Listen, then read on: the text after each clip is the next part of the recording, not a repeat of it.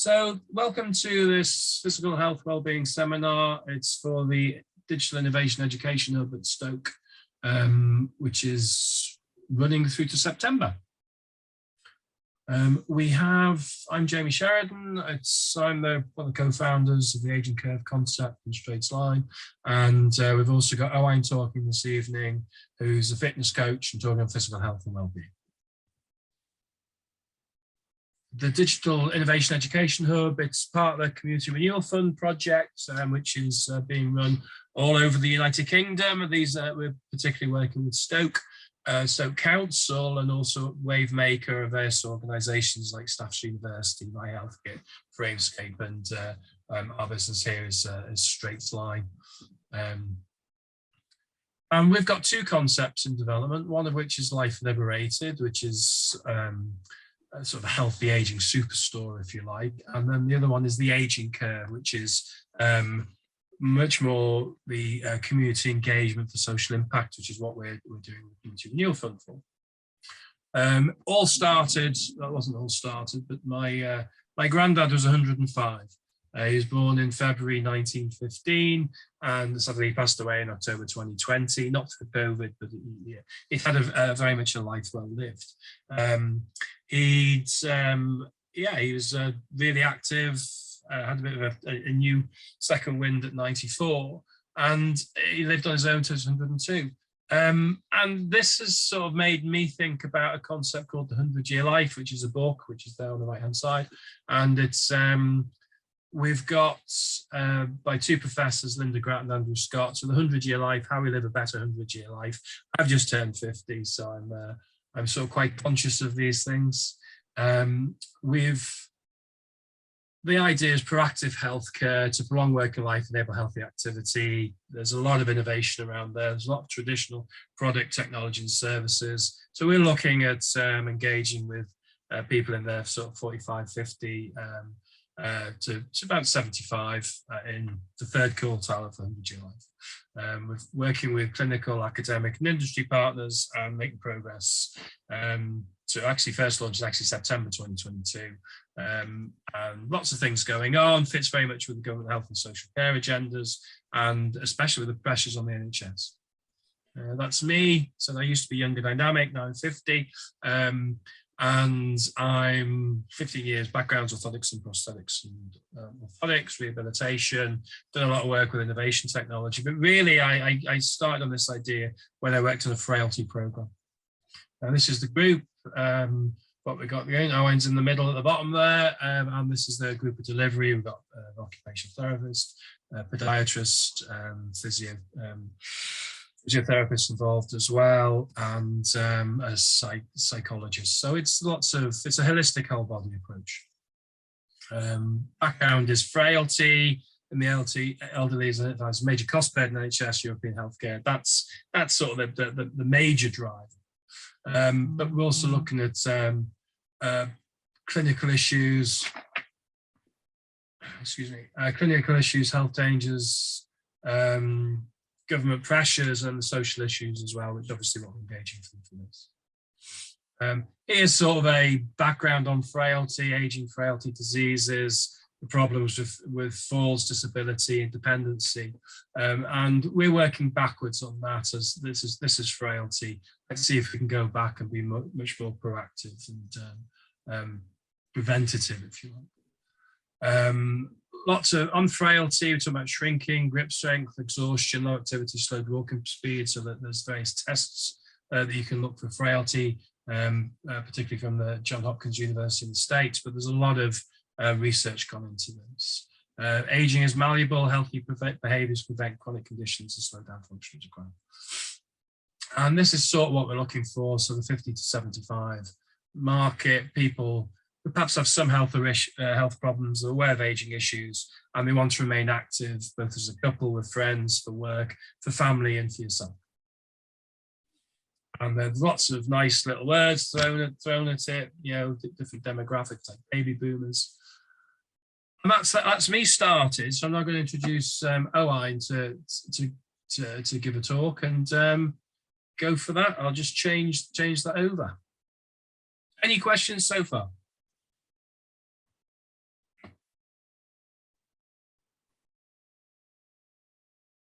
And here's Owain. Okay, I'm going to run Owain's slides for him just because it's the way it works on Zoom these days. But I'm going to go to mute as well. Owain, over to you. Thank you very much. So good afternoon. My name's Owain. I'm a fitness and wellbeing coach. I work alongside GPs to basically build programs for people who have medical conditions and want to improve their lifestyle. That can be either physical health, mental health, bones, joints, anything. So the idea is to help them live a healthier and more active lifestyle. And as a result, hopefully, if needed, lower medication, cut weight, and improve mental health. So I've written this presentation. It's basics of health and fitness, how you can implement these into your daily lives. Hopefully help you become more active, whatever that reason may be, whether it's to keep up with the grandkids, whether it's to improve balance so you're not falling over as much, improve strength, etc., etc. So I'm going to start off with a case study, and this is a kind of person that I see quite often in my office. Are you able to share the first slide, Jamie?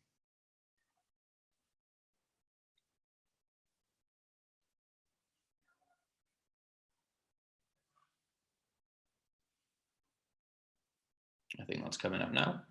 Also, if anybody's got any questions throughout the presentation, just feel free to unmute and fire away. You don't need to wait till the end. If it comes into your head, just go for it.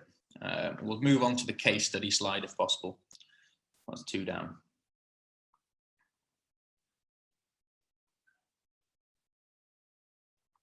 There we go.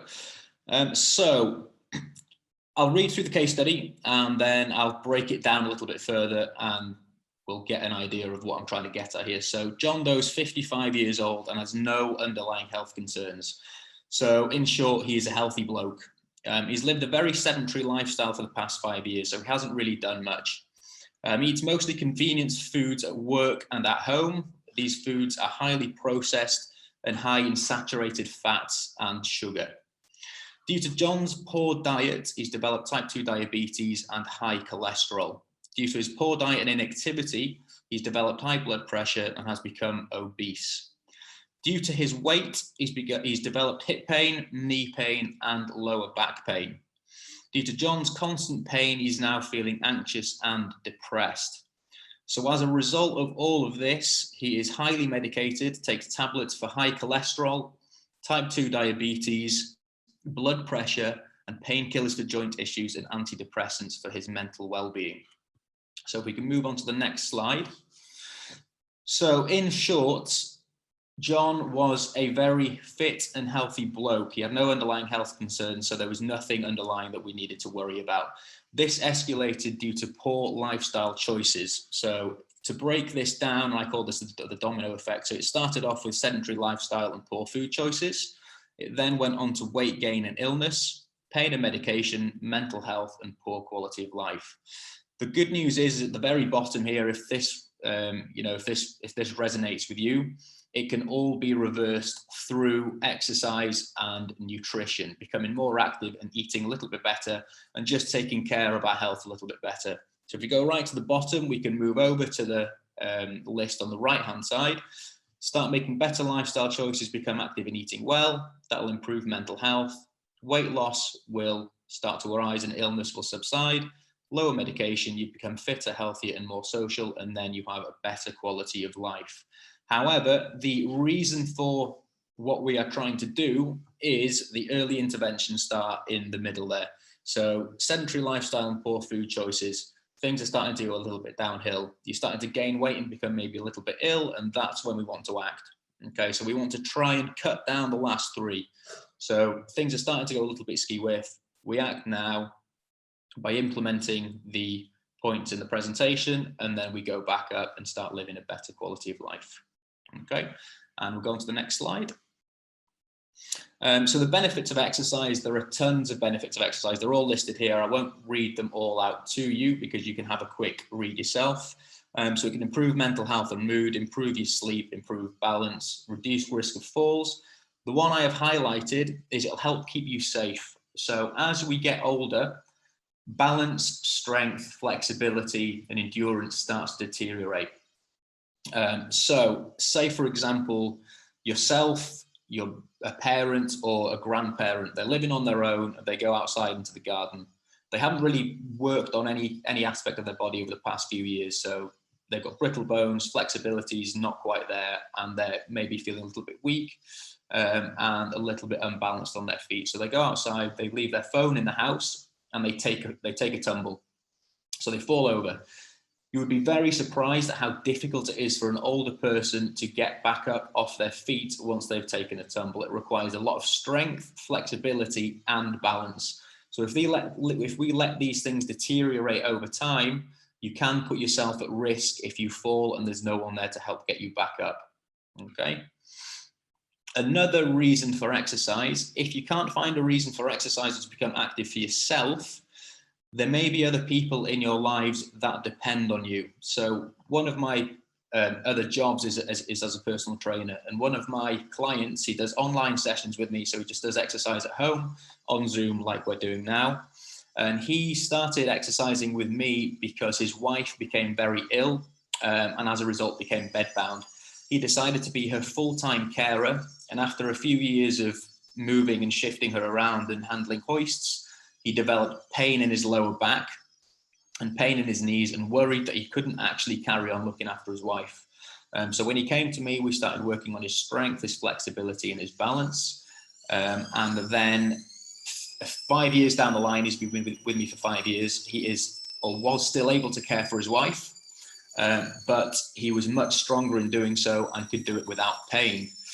Now, recently his wife's actually passed away, but he's carried on with his exercises because his motive has now changed. So he still wants to do it for himself to keep fit and strong and healthy, but it's now more for his mental health. Okay, so he's carried on in a routine with me to look after his mental health as well as his physical health. So if you can't find a reason to get active and get moving for yourself, I'm sure there is somebody or some people in your life who would benefit from you being fit and healthy to maybe take care of them. Even grandkids, you know, have more time outside in the garden running around after them. So if you can't find a reason to do it yourself, I mean, there are tons. Maybe there's somebody else in your lives that you would help by becoming a more active version of yourself. So we'll move on to the next slide. Different types of exercises. So quite often we think of exercise as going to the gym or going for a run.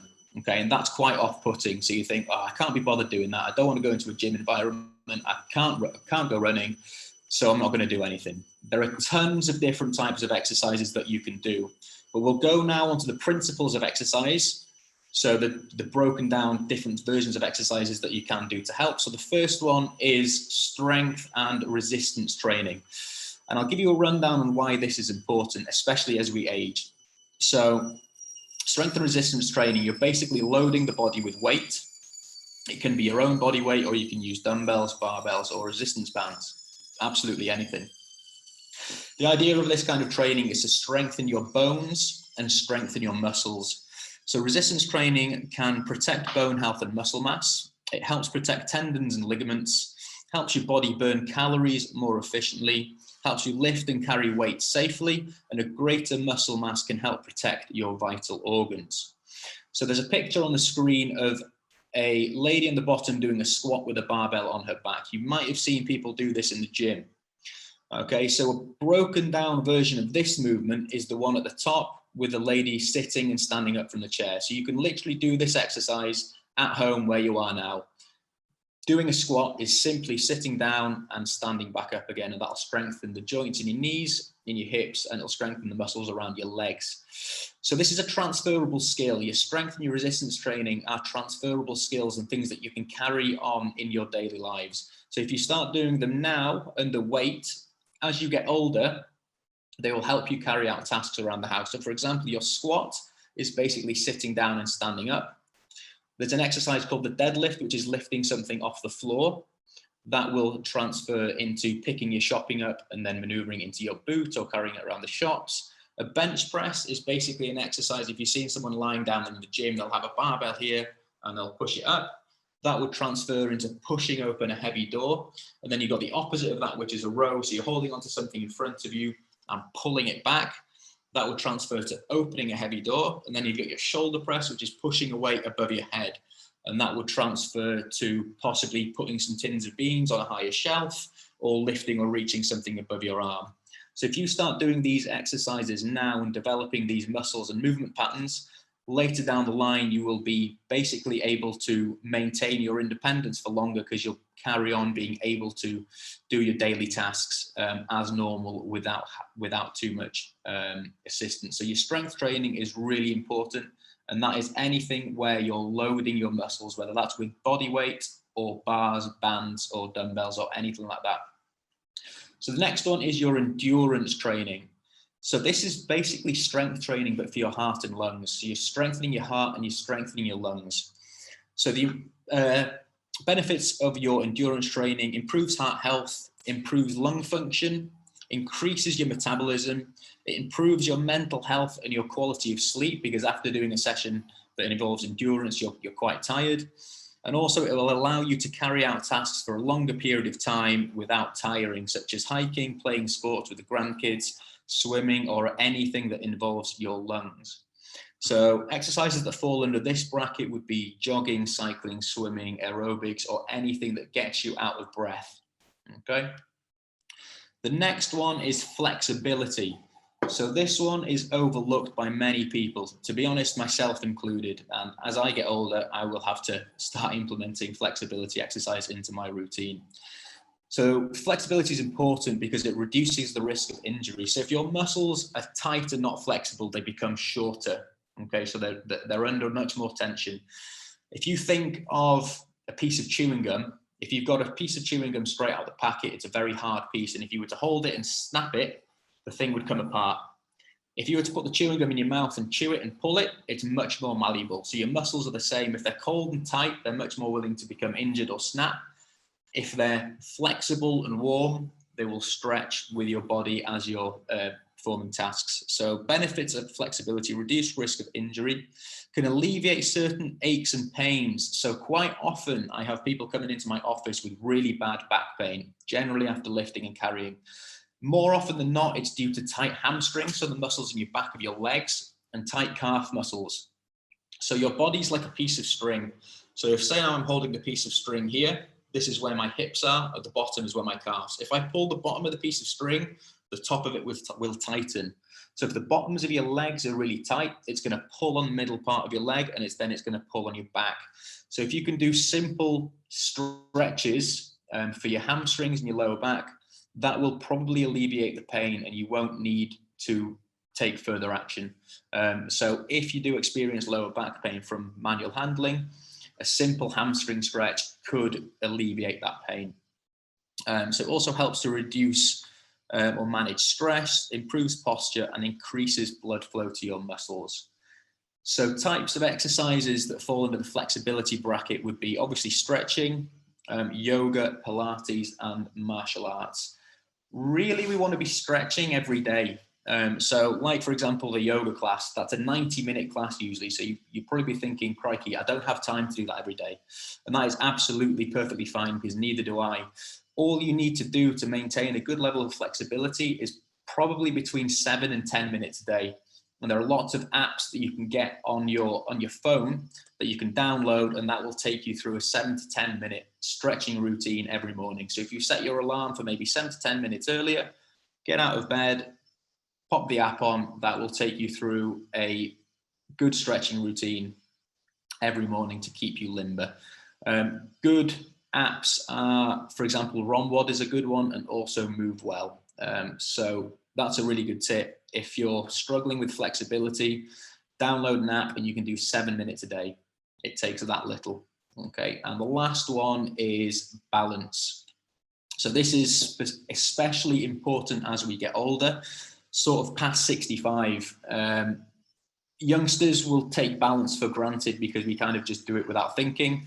But as we get older, it does start to deteriorate, and we'll have to put a little bit more effort into basically strengthening the muscles around the tummy and around the legs. So it's your legs and your tummy that will work for your balance. So the benefits of balance, it's better able to perform daily tasks such as tying shoelaces, reduces risk of falls, improves proprioception, so that's where your body is in space, improved reaction time, and better balance promotes joint stability. Okay.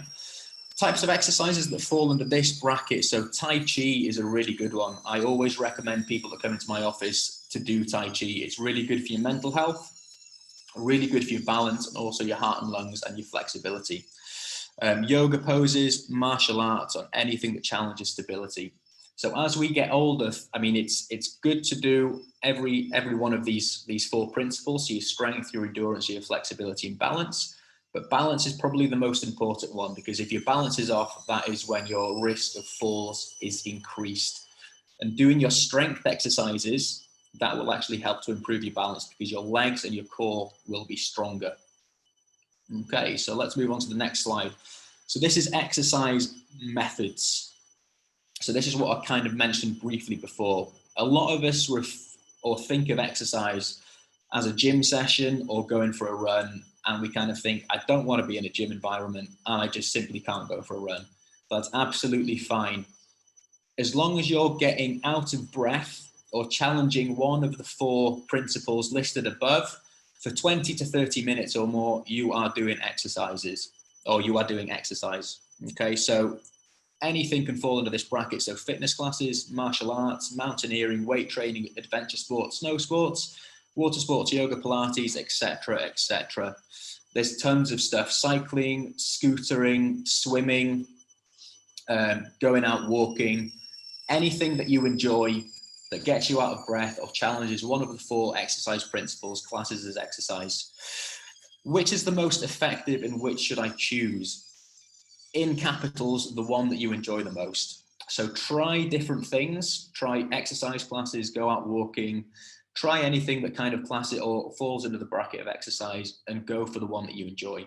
Because I could sit here until I'm blue in the face telling you to do a certain one because it's the most beneficial, but if you don't enjoy it, you're simply not going to do it. So try a load of different things. If it challenges 1 or 2 of the 4 exercise principles, then go for that one. Even horse riding would fall under the bracket of exercise. So it can be enjoyable, and it does not have to be simply from the gym. So the next slide is, how often should we exercise? So the NHS guidelines are 150 minutes of moderate intensity aerobic training. So that's 40 minutes 4 days per week, or 75 minutes of intense aerobic training per week, which is 20 minutes 4 days per week. In addition to that, 2 to 3 resistance training sessions per week, or 2 sessions per week focusing on flexibility. Now that sounds like a heck of a lot, and if you're a very busy person, it is a heck of a lot. So in simple terms, do what you can. If you don't have time to do an hour 3 times a week, then you're not going to do it. Again, just do what you can, do your best. And the next slides will be helpful if you're really pushed for time. And these will be ways to increase your activity without having to actually do exercise. If you can get 2 exercise sessions in a week, that's great. And then on top of that, we can follow through with the following slides. So around 70% of your calories burnt are burnt when you're not doing anything. So that is called your BMR, which is your basal metabolic rate. So that's the amount of calories that your body burns completely at rest. And that is 70% of your daily calories. So you can measure your BMI using your age, height, and weight. There are plenty of calculators online for you to do that. Okay, so there are a lot of calories burnt when you're doing nothing. So on top of that, we've got our NEAT and EAT exercises. So that's the next slide. So your NEAT exercises are non-exercise activity thermogenesis. So these are calories that you burn doing daily tasks. Okay, so anything that involves movement, basically. So climbing the stairs, standing for longer periods of time, carrying the shopping, doing the laundry, that will class as a NEAT exercise. So that will burn calories on top of your BMR. So you're already burning a sufficient amount of calories by just doing those things, which don't even class as exercise. And then on top of that, finally, you've got your exercise activity thermogenesis. So that is your exercise. So you've got your BMR, which is the amount of calories that your body burns doing nothing. Then you've got your NEAT, which is the amount of calories that your body burns doing daily tasks. And then on top of that, you've got your eat, which is your calories that your body burns doing exercise. Okay, so other ways to increase your activity. So say, for example, you have a day where you simply cannot do any exercise because you're so busy. There are other ways in which you can increase activity throughout the day. So the first one is your 10K steps a day. So lots of people are doing this these days. They're aiming towards walking or accumulating 10,000 steps a day. So you can measure these steps using a smartphone or a smartwatch or a pedometer or anything like that, and it'll count your steps whilst you're kind of walking around the house, actually going for a walk, or anything where you're walking. Walking 10,000 steps a day can burn anywhere between 400 and 500 calories, so that's quite a big hit. So if there's anything that you can take from this this webinar, start doing your 10,000 steps a day. Okay, it's anybody can do it. If you're even in an office environment, you can get up every couple of minutes, walk around, and then sit back down. And soon enough, you will accumulate that 10,000 steps. Number 2 is take the stairs where possible. If you find yourself getting in the lift every time, take the stairs. And that is, believe it or not, can be classed as a strength training exercise in some sense, because you are putting your whole body weight on one leg as you're stepping up.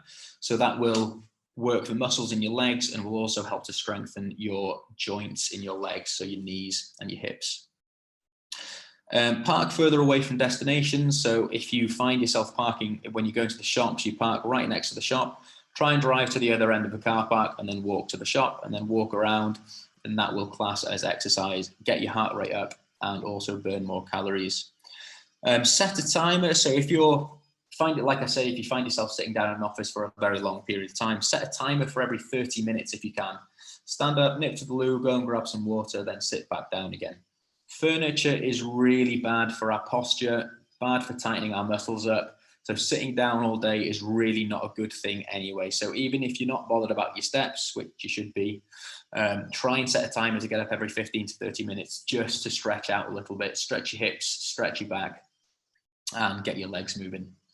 Last but not least, try a 7-minute home workout whilst your dinner's cooking. So like I mentioned previously, you can download an app for your stretches 7 to 10 minutes a day. That's plenty. You can do the same with an actual workout routine. So there's an app, actually, it's called 7, and it's a series of 7-minute workouts.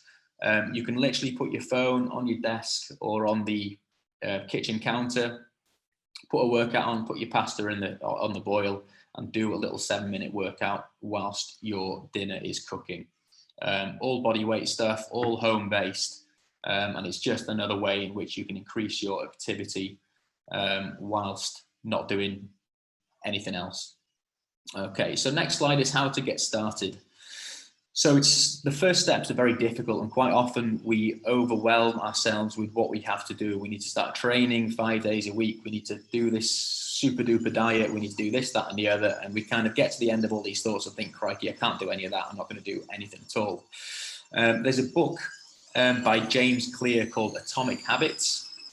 And an atomic habit is a very, very small habit. So we want to start very small. And there's actually an extract from this book about someone who wanted to start going to the gym. So a friend of James Clear, who's the author, wanted to start a gym routine, but he tried and failed so many times. He took a new approach. So he wanted to build habits around the gym routine. So his first habit that he built was actually getting in his car, driving to the gym, walking around the gym for 2 minutes, getting back in his car and going home. He did this for a whole week. The idea of this was that the first step to getting to the gym was to actually get there. So before you start your workout routine, you have to get there. So he wanted to build this habit up. And then he moved on to doing 5 minutes in the gym. Then he moved on to doing 10. Then he moved on to doing 15. And then he moved on to doing his full 45 to 60 minute session. So in a nutshell, what we need to do is start very small, make very, very small changes. Your first step could be start walking 10K a day and reduce portion sizes if we bring nutrition into it. Then you can, once you've done that, you can move on to maybe one gym or activity session a week, and then you can move on to 2. But when we are starting, make sure that you start with very, very small habits and then build up, just so as not to overwhelm yourself and overface yourself with too much at once. Okay, so with getting started, the best way to go in tracking your progress is to start making SMART goals. So these are used in fitness and in business and all sorts, with meeting targets or starting training plans or reaching an end goal. So SMART goals stands for specific, measurable, achievable, relevant, and timely. So specific, you want to be as clear as possible with what you want to achieve. So this is your mission statement. So say I want to run a marathon next year. You have to be very specific. You can't kind of go, maybe I want to do this, or maybe I want to do that, or maybe I want to do the other. You need to be exact with what you want to do, write it down, and that is your mission statement. Then you've got measurable. So think on ways that your progress can be tracked and measured so you have a record.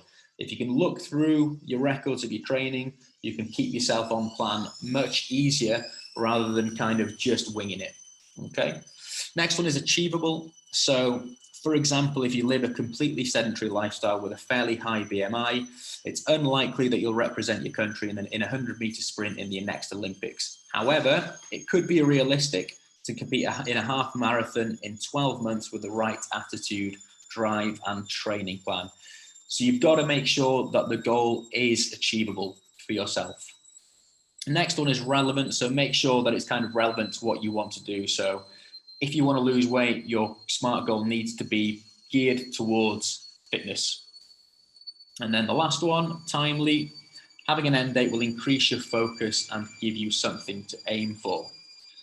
So this is your kind of breakdown of what a SMART goal is. And you will then go further and break down into a short-term SMART goal and then a long-term SMART goal.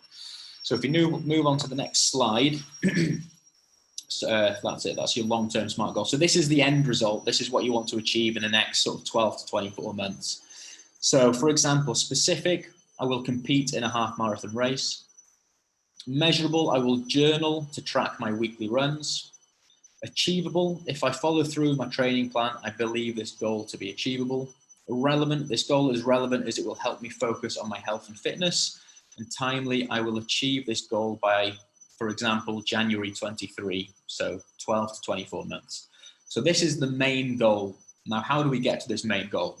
We have to break it down even further by using short-term SMART goals. So these are the goals that you are going to start now. Okay, so that's the next slide. So short-term SMART goals.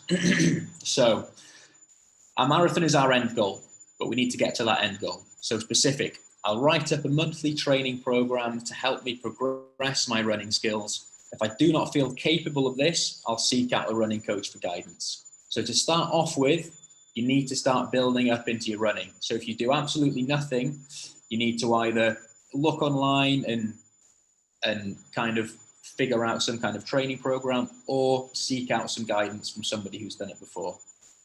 Measurable, I'll use a journal to track my weekly runs so you can kind of hold yourself accountable and make sure that you're on the right track week by week. Achievable, so I'll factor in 3 training days within the week, all after 5 p.m. when I finish work and the kids have gone to after school clubs. So with this achievable one for your short goals, say for example, you work 9 till 5, you're probably not going to go for a 2-hour run at 3 p.m. because you're simply not going to be able to do it. If you've got events on in the evenings, Monday, Wednesday, Friday, those days are probably a write-off as well. So with your achievable short-term goals, you've got to break down your week and find those little slots that you can do, build your routine into. And then relevant, I've been advised by a healthcare professional that I need to increase my activity level. So this will give me motivation to do so. So your short-term goal is relevant to your long-term goal, which is relevant to your health. And then timely for your short-term goal should be, I will start now. Okay. So to conclude, so a couple of the more important points to finish off with. So find a reason to start that outweighs the reason not to start. So going back to my PT client in the beginning, he maybe didn't really want to do exercise for himself, but he knew that he needed to take care of his wife who was very poorly. Maybe you've got kids and grandkids to run around the garden with, to keep up with, or you've got family and friends who, you know, want to get you moving. And if the reason is not for yourself, then maybe there is a reason somewhere to maybe do it for somebody else. Also, if your health is a big concern, then that reason should outweigh the possible negative thoughts around becoming active. So it's more of a reason to do it to increase your health rather than kind of, oh, I can't be bothered doing this today. Okay, so make your health a priority, because at the end of the day, your health is your wealth. So start now. Early intervention is prevention.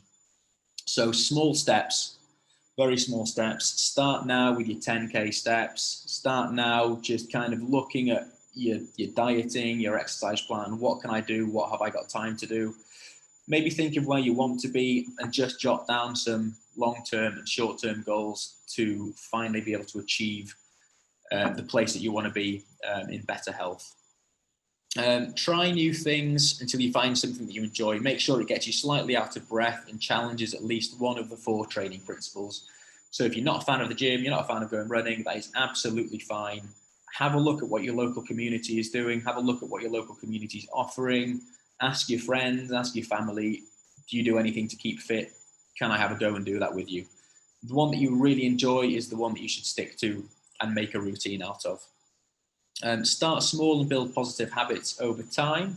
So again, back to the habit building. Don't overwhelm yourself with a load of stuff to do, a list of 10 million tasks. Just start with something very, very small and start with the basics. Okay. Remember, if you simply do not have time, there are other ways to be active throughout the day. So for example, scheduling time to walk, taking the stairs, parking further away, etc., etc. Set your SMART goals and also get nutrition savvy. So nutrition is a very important part of health, weight loss and well-being. And there will be a nutrition workshop in the future where we will run through the basics of nutrition and what you might need to look at to live a healthier lifestyle. Thank you very much. If anybody's got any questions, just pop them in the comments and I will get back to you straight away. And thank you very much, Owain. That was really, really good. I'm going to stop the recording now, then we can go to the audience for any questions. I know I've got some myself. Thank you very much indeed.